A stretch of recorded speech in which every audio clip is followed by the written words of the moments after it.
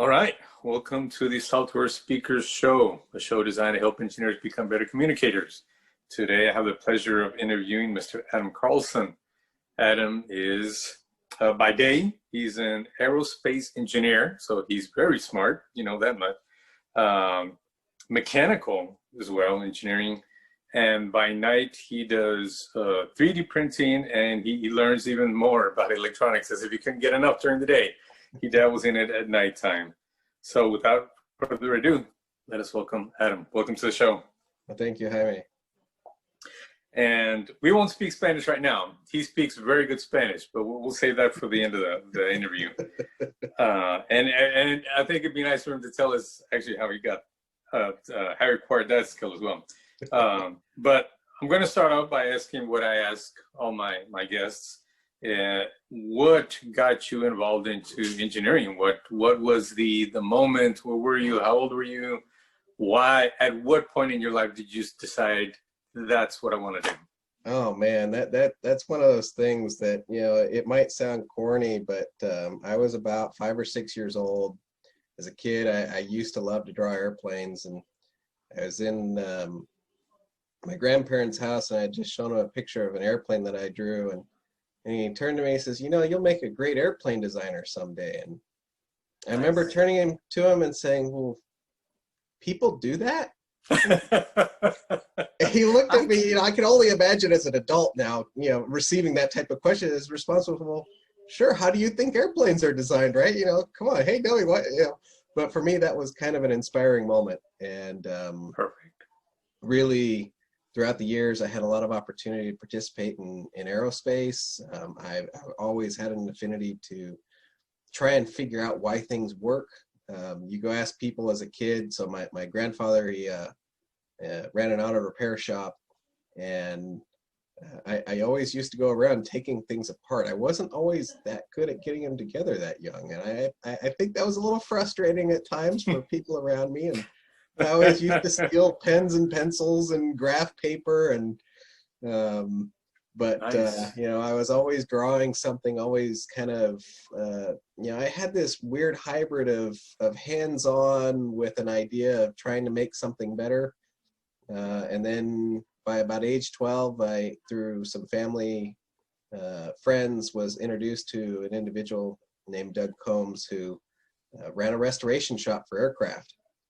And so then in school, anytime I had a break that was longer than a week, I'd be out working on airplanes. And Nice. I mean, even to this day, it continues. Last Christmas, I was back in Arizona visiting, and I had a couple hours. And I said, okay, I'm going to go down to the airport. And we went down, worked on airplanes, helped install some windows. And so that to me is just kind of fun. And engineering, I figure I would rather get paid to do something that I already do for fun. So I get to do it at home, I get to do it at work, and for me, some people it's a job. For me, it's truly a passion and a hobby, and I love it. Wow. You're one of the lucky ones.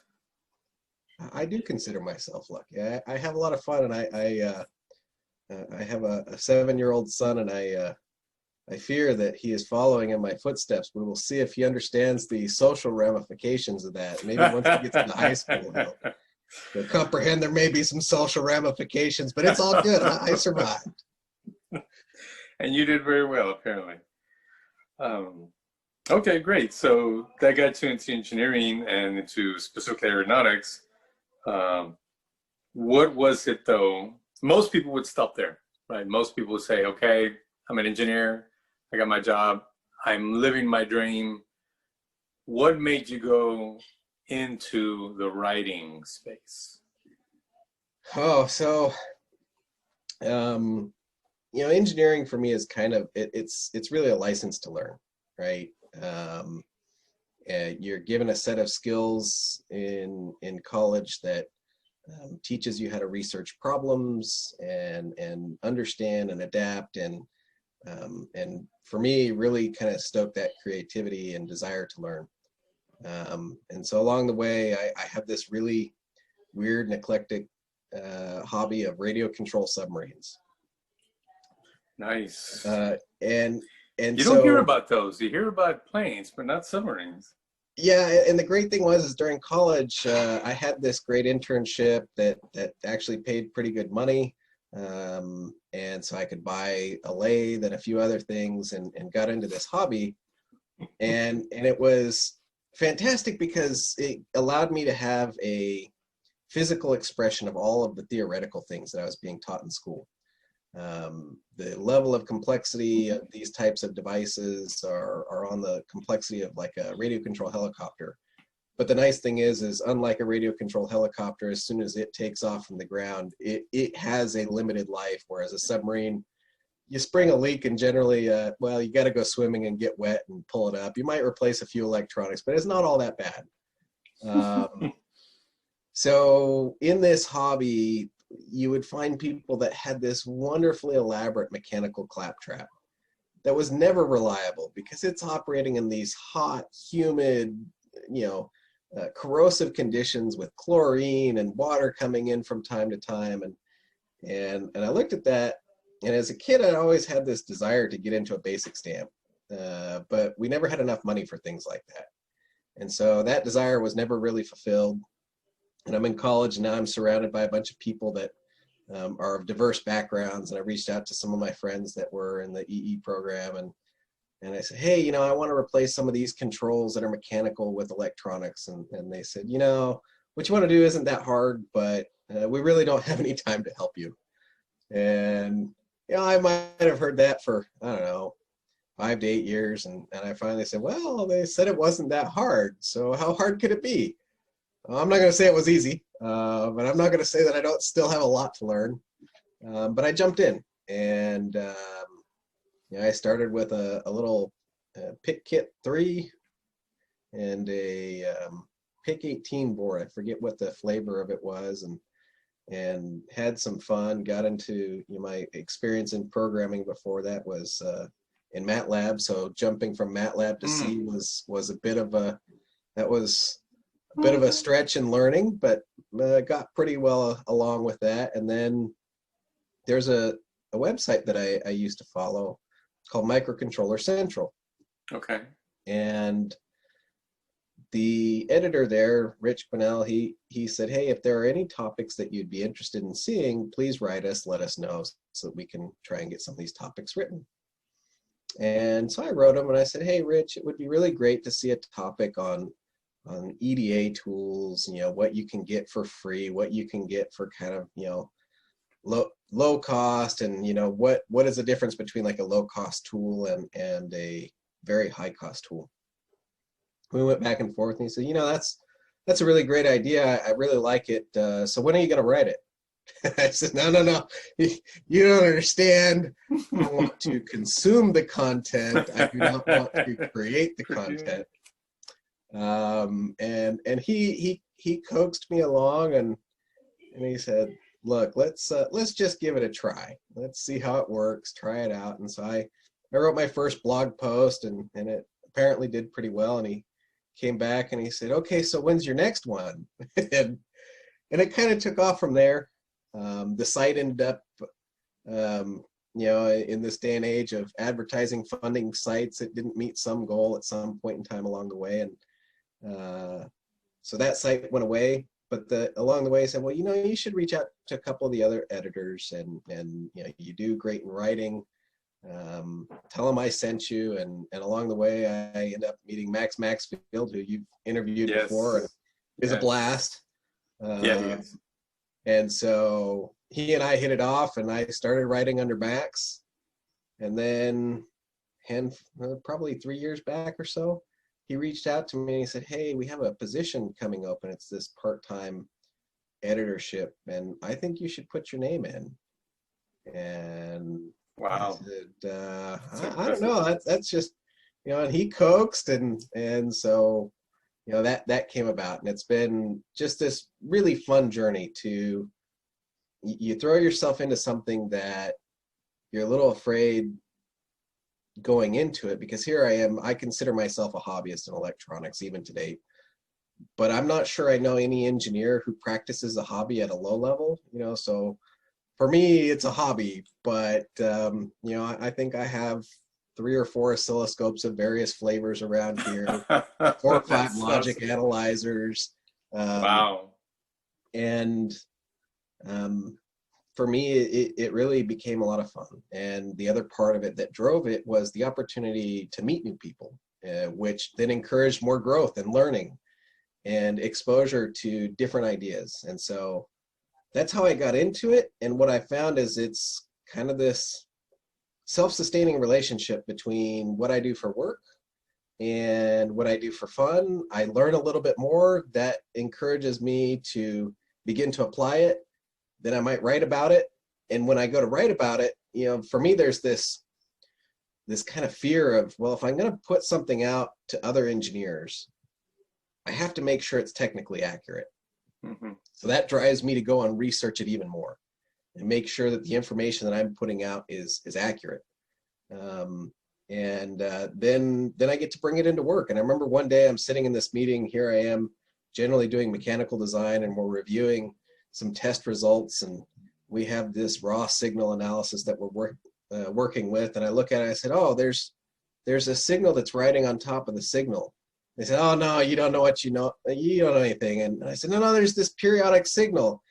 And they were giving me a hard time. I said, no, okay, write a low pass filter out all this content. Now we need to go adjust the frequency range. And oh, by the way, there's your signal. Let's go do an FFT on it and look at the periodicity of it.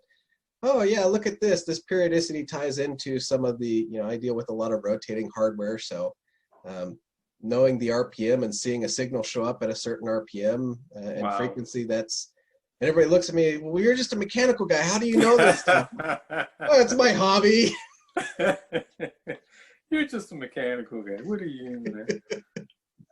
So it's fun. Awesome. It drives you into areas that, you know, you get to learn about new things. And so it's opened up a lot of doors for me to be able to write.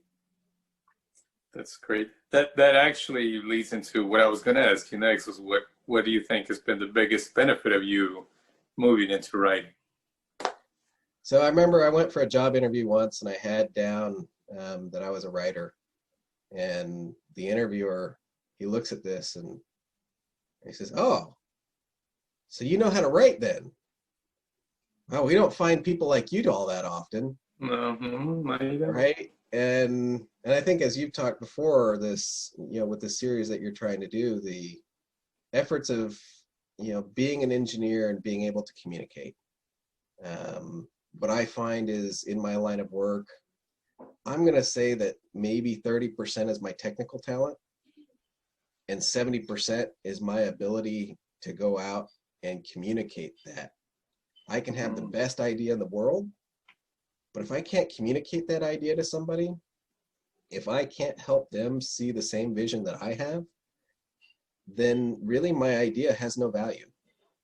And as I've come to a bigger company, you know, the ability to move information around, to communicate, to connect people is highly valuable, especially in a large organization, because it's very easy to get lost in this effort to communicate.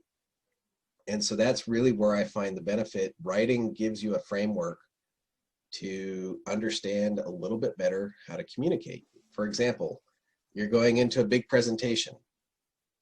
Well, one of the fundamental tenets of writing is, who's your audience? Right? And so by knowing who my audience is, it now frames the information that I'm going to present. Okay, so now I know who my audience is. I know a little bit about what they're interested in. Well, now as an engineer, we always have tons of data. And what I find is, we as engineers tend to be particularly bad. We like to barf up data. Yes. And just put it out on the screen and say, oh, there's a story there. Yeah. And everybody else also sees a story, but it may not be the same story that I'm trying to tell. Mm-hmm. And so the ability to choose the information that you're going to present, to pick the narrative that you want to convey, and use the data that you have in order to support that. Whereas I think a lot of engineers, we go backwards. We say, I have data. Mm-hmm. I want to do something with it. Oh, there's people involved. we kind of get that order reversed, I think. True. You talked about having these people coax you into these roles. Aside from them, did you have to get any formal training? Did you have to go back and take a writing class, or was it just sort of, trial by fire? It honestly ended up being trial by fire.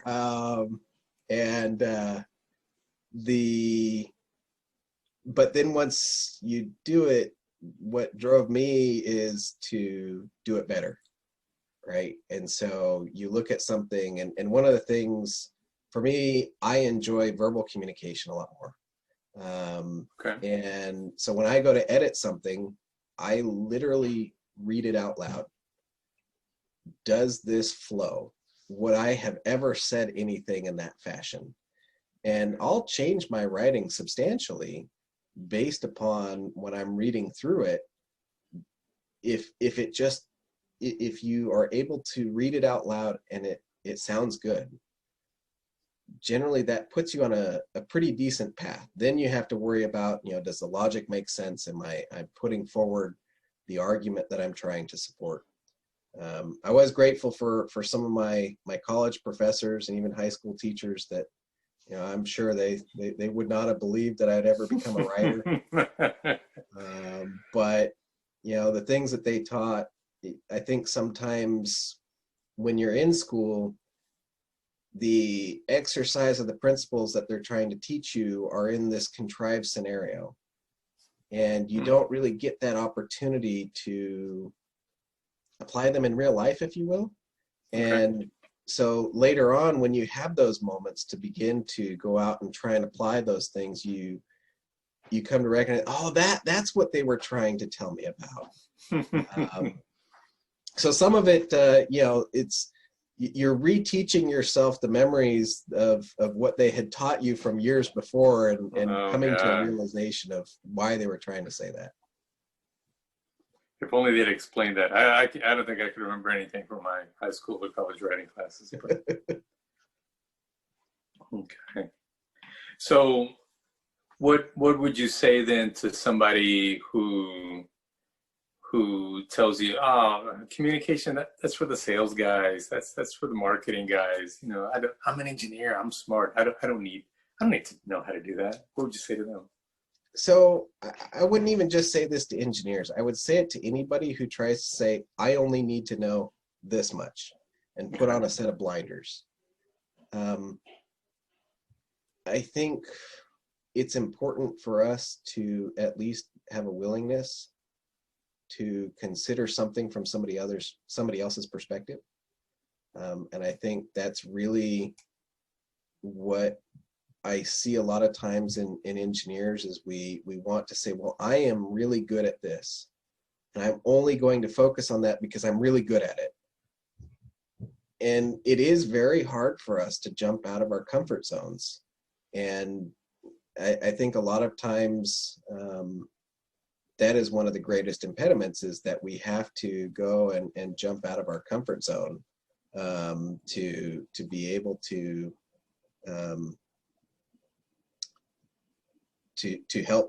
help ourselves. That's good. Get out of your comfort zone. That's not something engineers are good with. You've been fortunate enough to have people who were coaxing you along. If someone is interested in learning this, but they don't have someone like that at their disposal, what would you recommend to them? I would echo some of the comments that Max had said, groups like Toastmasters, but I also think that, even in your own workplace, there's opportunities to practice. When you go out and you have to do a presentation and somebody says, okay, we have a group, we have to present this, who's going to put together the presentation slides, who's going to pitch this out? Volunteer for those opportunities. When you get done presenting something, ask for feedback.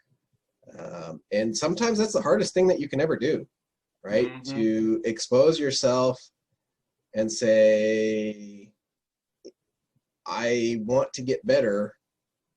Tell me where I went wrong. Everybody wants to hear what they did good. But how often do we ask for feedback on what we could have done better? And I think right there, that's really just a willingness to be humble and say, I'm not perfect, that I want to improve. And based upon that, when you have that mentality, it allows you to go and ask the questions to become better. Now, then, of course, you get the feedback. Everybody has opinions too, right? And so you kind of have to accumulate some of those opinions. Somebody might have different stylistic preferences, but that becomes part of knowing your audience.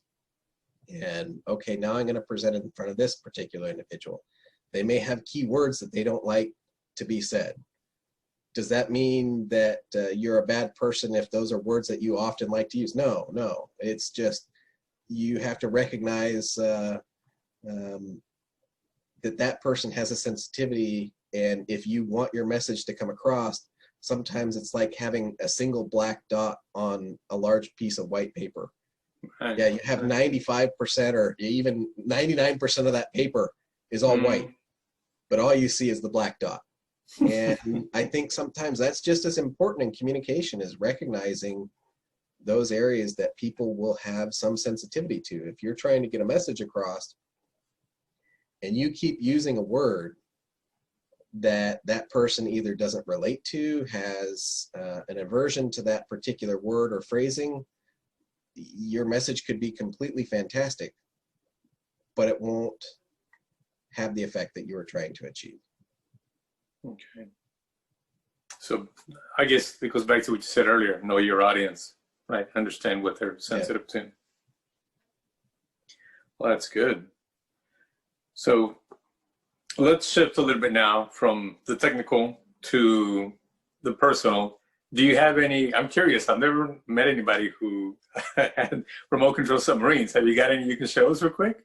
I don't have any up here. Okay. But well, let's see. So I have one that I'm working on. I got a couple things here. So I like to give myself a challenge, and making big is. I think the challenge of making anything big is, well, that it's big, right? But fitting all the guts inside doesn't tend to be that particularly challenging. So I like to give myself a challenge from time to time. And you can see this little guy is, wow, well, very little. And I have to fit all the electronics, the servos in it. So you can see, let's see, I got some of the components here. And you design all these yourself, the whole thing? Well, in this particular case, this is a plastic model kit that I'm converting. Okay. And so I'm designing all the guts that would go inside. But then, let's see, I got, here's one of the servos that goes in it. Wow. When you compare it to the itself, you can see that the servo, even though it is very small, takes up a substantial portion. And then had to find a source for these little bevel gears that will go in and allow it to have counter-rotating propellers. And this will have small little pager type motors, little 6 to 8 millimeter motors inside of it. So part of the fun too is just seeing how much you can pack inside of it and still make it work. As I say sometimes to my fellow engineers, I bow to your geekness. That is some heavy duty engineering right there. But then on the electrical side, it's covered in a bit of dust, but I'm working to create a radio receiver, because getting receivers for these devices is actually pretty challenging. So once again, really? How much do I know about RF electronics? Well, 6 years ago, nothing, other than I sent a signal and it converted that signal using black magic. I still know that it uses black magic. I just understand a little bit more of the black magic than I did before. And thankfully, I'm only dealing at 75 megahertz, so it's not the really black magic that you have to do all sorts of voodoo spells to try and make work.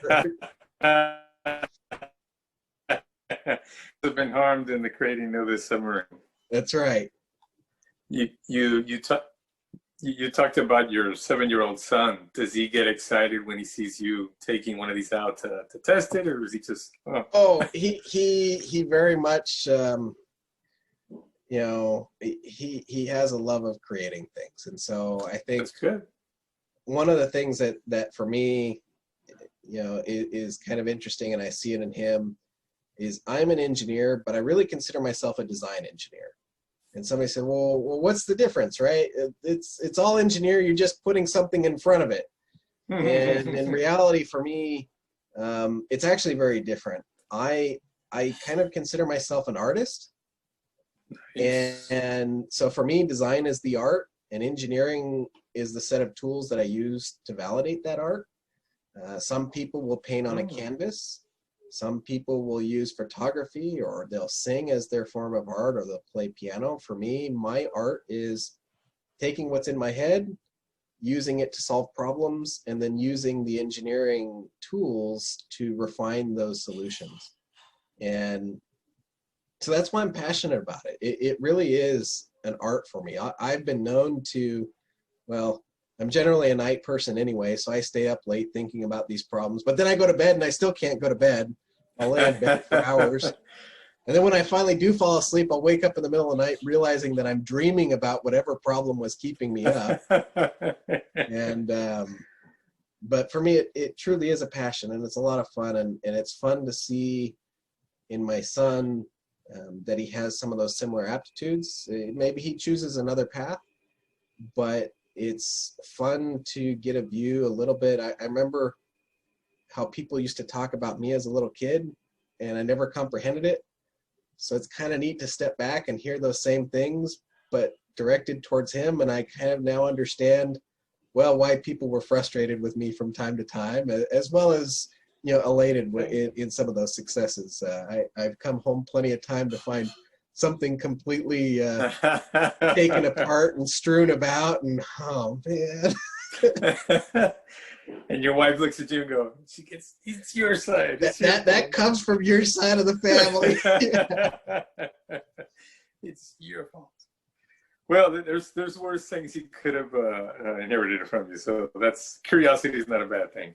And you know, engineers were never opinionated about anything. So he doesn't have strong opinions about anything either. Oh man.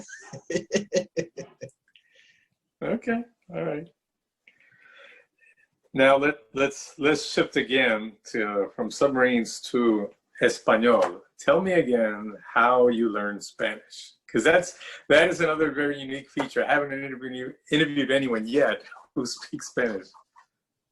So I was born in Southern California, you know, in an area that was very Spanish was common all around me. And I had an interest in that. I remember in grade school, I took this brief little course and found it fascinating. That I remember even as a kid thinking, and maybe this is part the engineering mind of me going, well, wait a second, you know, they speak another language, but they must have to convert it to English somehow, right? Because otherwise, how could they comprehend it? You know, that was my lack of understanding of another language, right? And then I got into high school, and I realized that you know, I wanted to get a scholastic diploma, and to do that, I had to take 2 years of the same foreign language. And so I'm looking at the languages that I could choose, and I'm going, okay, being an engineer, I'm practical about it. Well, you know, French, I'm sure it's very beautiful, but I don't think I'll have much opportunity to use that. German, well, they're very intelligent and have wonderful designs, but yeah, I don't think I'll be able to use much of that. But Spanish, well, I hear a lot of that around me. And so once again, that was kind of a practical. You're in SoCal. You're gonna get some Spanish. Yeah, well, and then I moved to Arizona, so I saw a lot more, you know, Spanish there as well. And I remember my first teacher. Oh man, awful. I hated it. It was it was just a nightmare. And I think one of the things that kept me going is we took this test and I scored like, I think it was 11th in the state in listening comprehension. Wow, that's impressive. Even though, you know, she would give me a hard time that I didn't know. Now, mind you, I was taking this in Milwaukee, Wisconsin. And so here you have this person with a very thick, you know, Midwestern accent. Spanish with a Midwestern accent. Which you can only imagine how that might have sounded. That's awesome. It's just correcting you. Yeah. That's you awesome. know, I am very grateful that she was willing to teach. I mean, I don't want to be hard on teachers, but her style and my style just didn't quite mesh, we'll say. Oil and water. But I knew I had to take 2 years, and I'm going, oh man, I got another year of this. This is going to be awful. Oh boy. And my second teacher, you know, her parents were from Spain. And okay. her love for the language just really resonated with me. And that not just drove me to want to study the language, but to be able to understand the intricacies of the language. And it excited me to take a third year. So I took a third year in high school. Wow. And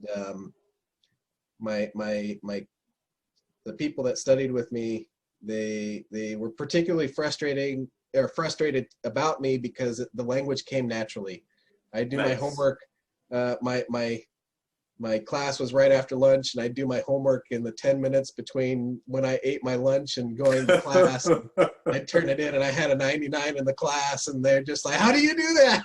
Yeah, you were teacher's pet, huh? No, it wasn't. It really, at that point in time, the love drove me to assimilate the language, right? It wasn't that the homework was a task. It was that now it was just easy. So why would you spend hours at home when I could take 10 minutes right before lunch to do it?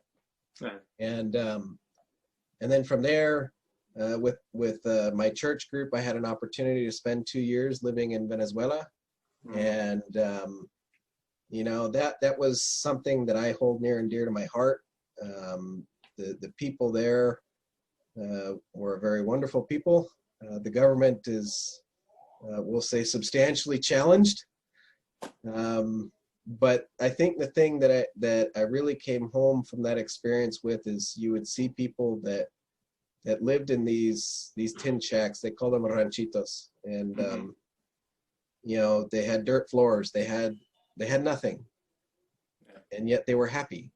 And you know, it kind of gave me some perspective as I come back to a country like the United States, you know, a country that's very focused on possessions, and you remember that, well, times may be rough, but it wasn't what they had that kept them happy. And so that for me really was very helpful, and is a lesson that has stayed with me for the rest of my life. And I really enjoy, it's a language that I've come to enjoy.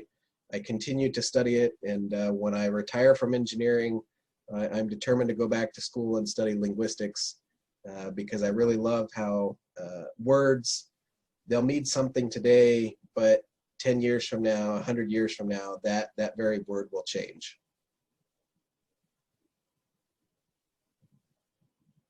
Interesting. True. Never thought of that. Where in Venezuela were you? In Caracas or someplace else?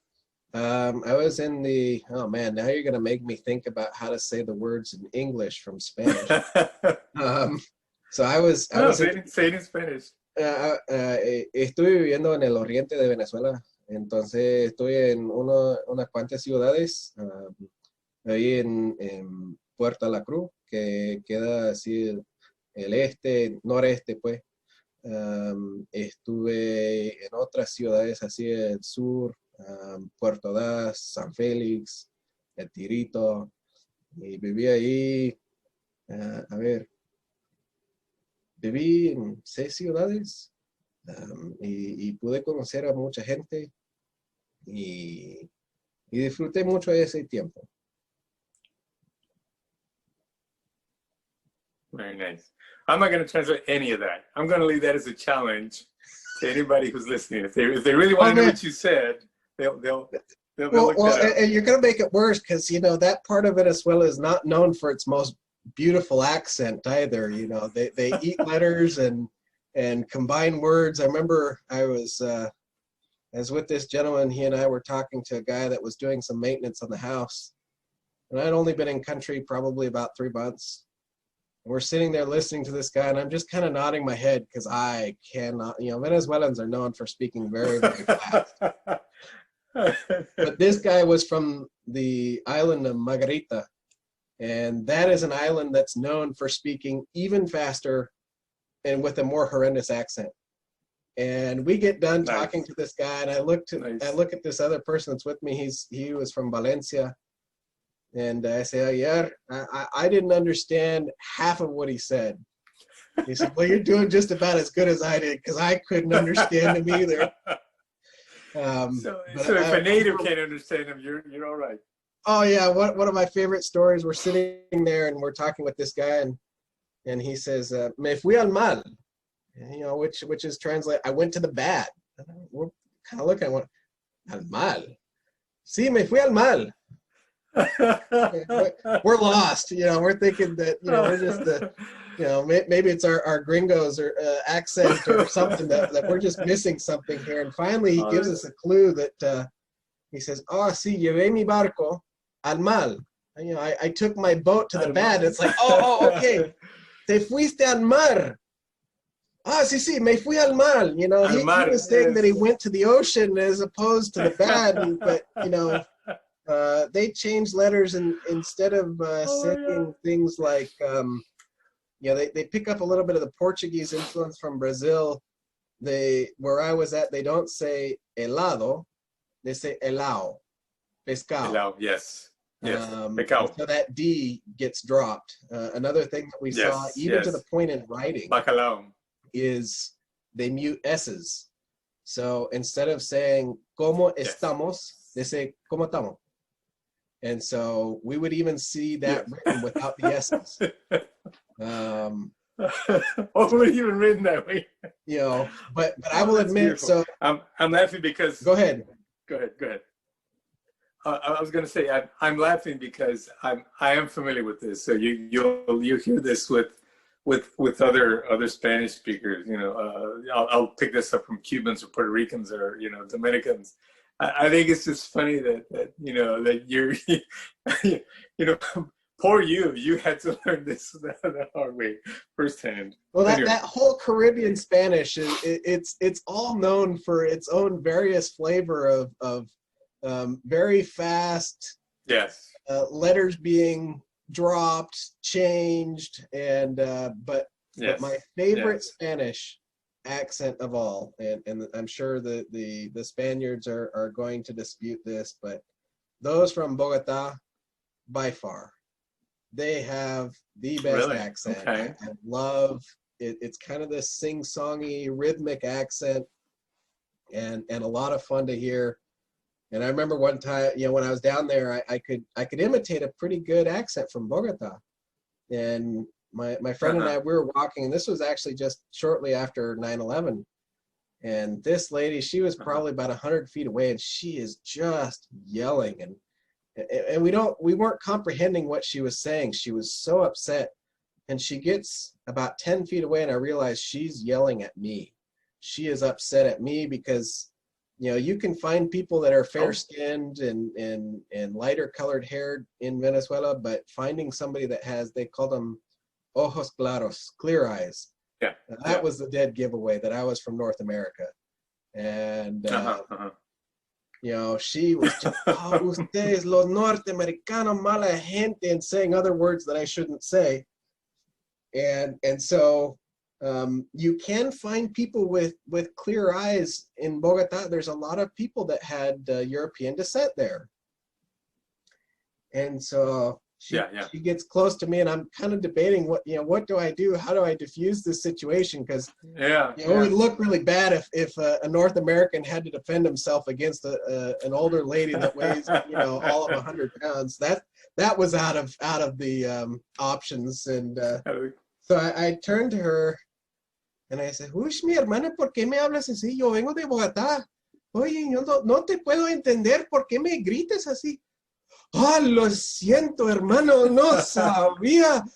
And the guy that was with me, he was a native Venezuelan, and he's That's just awesome. laughing his butt off. And I'm like, look, man, you got to be quiet. I can't keep this going for very long. And she goes off on her merry way, content that, oh, no, this wasn't the person I thought it was. And I walk off and I'm just like, you're not the bad gringo she thought you were. Nice. So let that be a lesson to everybody. Save your life. Knowing accents, once again, know your audience. Knowing accents. No, yeah. Perfect example. Perfect example. So, well, that's awesome, man. I love Spanish. We're teaching our son Spanish, and for those that thought that maybe I was a little too harsh on French, I am actually learning French right now. So for anybody that might have misunderstood that I had a hatred towards the French language, no, it just wasn't my preference at the time. So that's right. Someday you'll be able to imitate some sort of French accent, I'm sure.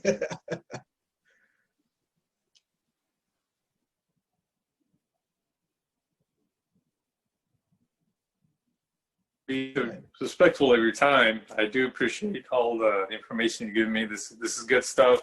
As I do with all my guests, I always try to go back and whittle it down to 3 key takeaways. It's always hard, but once I get that all set up, I'll let you know. Okay, sounds good. I appreciate it very, very much. I appreciate everything you shared with me. And hermano, un abrazo. Keep up the good work. Thank you. And let's keep in touch. Let's keep in, definitely. All right. Yeah, I'm going to stop the recording now, and then we can chat a little bit. Okay, you too.